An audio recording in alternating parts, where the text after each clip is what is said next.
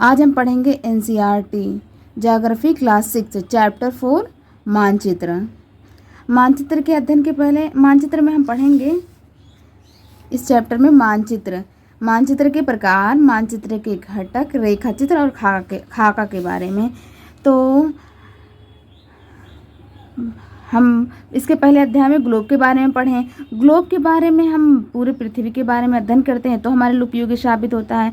लेकिन अगर हमें किसी छोटे जगह यानी देश, राज्य, ज़िला, शहर, गांव के बारे में अध्ययन करना चाहते हैं तो हमारे लिए उतना उपयोगी साबित नहीं होता है। ऐसे में हम मानचित्र का प्रयोग करते हैं जो हमारे लिए काफ़ी उपयोगी होता है। अब हम पढ़ेंगे मानचित्र क्या है। मानचित्र पृथ्वी की सतह या इसके एक भाग के पैमाने के माध्यम से चपटी सतह पर रेखा गया चित्र है।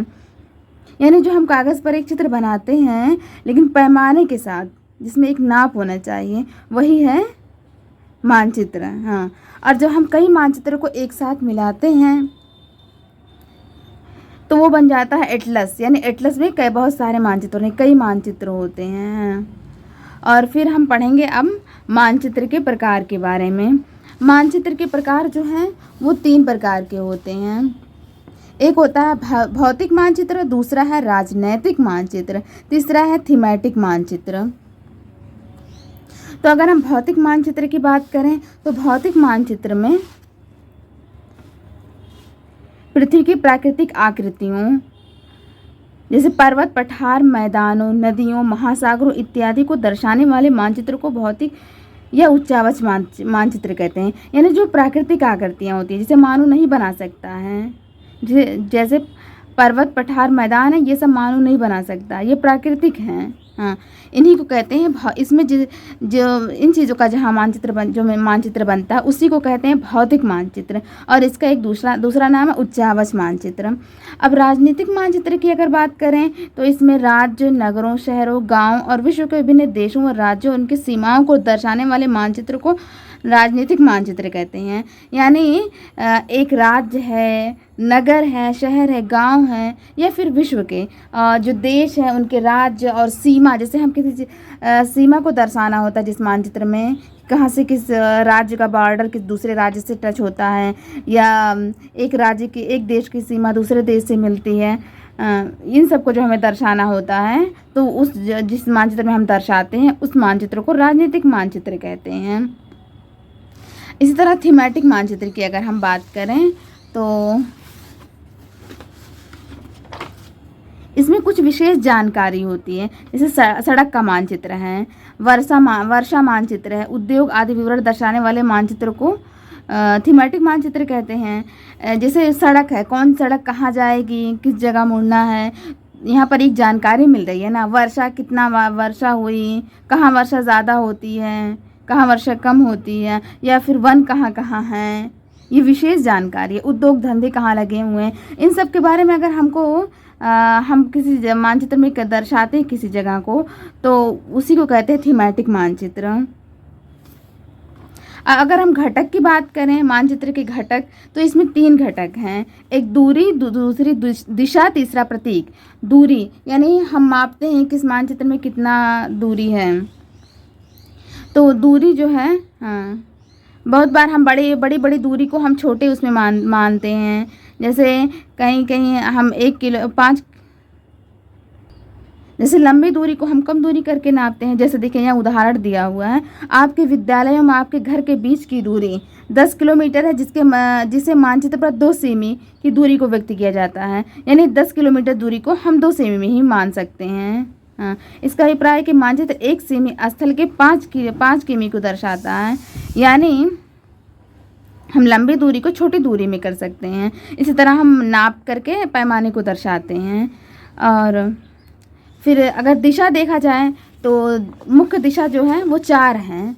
जैसे कि मानचित्र में मुख्य दिशा तो सिर्फ 4 है ना, ये हैं उत्तर, दक्षिण, पश्चिम, पूरब, हम दर्शाते ना कि जैसे किसी के घर का बताना है तो मेरे घर से जैसे श्याम का घर है मेरे घर से उत्तर की तरफ, तो हम कहेंगे मेरे घर से उत्तर की तरफ, श्याम का घर उत्तर की तरफ है। तो उत्तर दिशा ये है, दक्षिण दिशा ये है, पश्चिम पूरब दिशा दर्शाने के लिए हम मानचित्र में यूज़ करते हैं।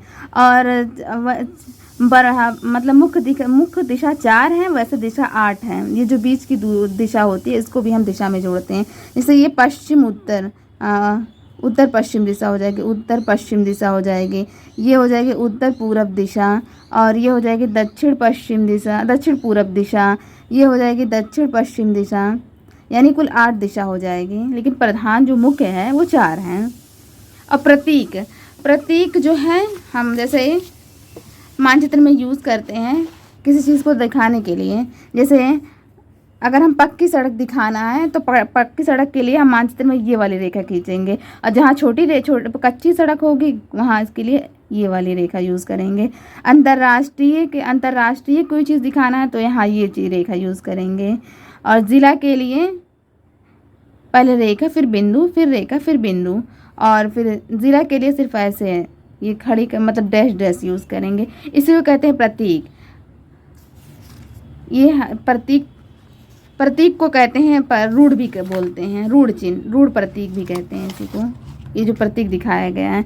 अब हम जो है मैप बनाते हैं, यानी जो मानचित्र बनाते हैं उसमें कई तरह के रंग का भी इस्तेमाल करते हैं। जैसे नीले रंग का इस्तेमाल जो करते हैं वो जलाशयों के लिए, जहाँ पानी होता है वहाँ नीला रंग। और भूरा रंग पर्वत के लिए, जहाँ जहाँ पर्वत होंगे वहाँ भूरा रंग यूज़ करेंगे। अगर पठार होगा तो पीला रंग यूज़ करेंगे। मैदान के लिए हरा रंग। अब रेखा चित्र के बारे में पढ़ेंगे। रेखा चित्र एक आरेखण जो पैमाने पर आधारित न होकर याददाश्त और स्थानीय प्रेक्षण पर आधारित होता है। जैसे मेरा दोस्त अपने घर आने के लिए कहता है, लेकिन मुझे अपने दोस्त का घर नहीं पता है, तो वो मुझे बताता है और मैं एक आरेख खींचूंगी। जैसे ये मेरा घर है, ये घर है, तो वो कहेगा कि अपने घर से तुम उत्तर की तरफ आओ, उत्तर की तरफ आओ, तो मैं उत्तर की तरफ एक रेखा खींचूंगी। फिर कहेगा फिर रेखा खींचो पूरब की तरफ गई, फिर कहेगा फिर उत्तर की तरफ, फिर कहेगा पश्चिम में आओ और मेरा घर मिल जाएगा। तो इसी जो हम बिना पैमाने के, यानी पैमाने के साथ नहीं, बस हम एक आरेख खींचते गए हैं कि ऐसे हमें उससे घर पहुंचना है, इसी को कहते हैं आरेखा चित्र।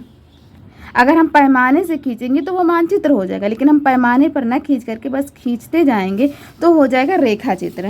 और इसी तरह खाका के बारे में अगर देखें तो खाका जो है एक छोटे क्षेत्र का बड़े पैमाने पर खींचा गया रेखा चित्र खाका कहलाता है। जैसे किसी बड़े क्षेत्र का अगर हम छोटे क्षेत्र में खींचे तो वो मानचित्र है, लेकिन अगर किसी छोटे क्षेत्र का बड़े पैमाने पर खींचा गया रेखा चित्र खाका कहलाता है।